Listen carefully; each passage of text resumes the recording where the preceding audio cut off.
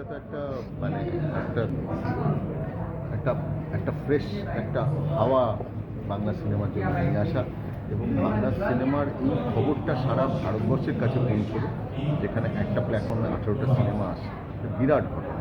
এবং SK movies Bangla সিনেমার একটা পিলার, অশোক ধানুকা, হিমাংশু ধানুকা, তারা বাংলা সিনেমার জন্য তাদের যে অবদান সেটা ইতিহাসে লেখা থাকে। আজকে আমরা শুটিং করতে পারি সেটা শুধুমাত্র অশোক ধানুকা এবং হিমাংশু ধানুকার এই সাপোর্ট সিস্টেমের জন্য।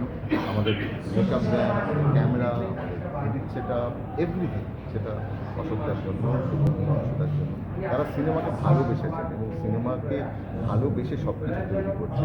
আমি জবের থেকে ইন্ডাস্ট্রিতে এসেছি, আমি অশোকদার সান্নিধ্য পেয়েছি, তার আশীর্বাদ পেয়েছি।